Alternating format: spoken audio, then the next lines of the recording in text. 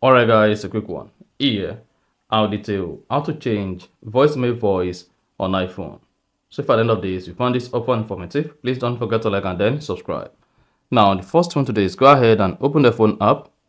Then if you are not on voicemail, maybe you're on Vivorite, Recent, Contact or Keypad, just go ahead and select voicemail.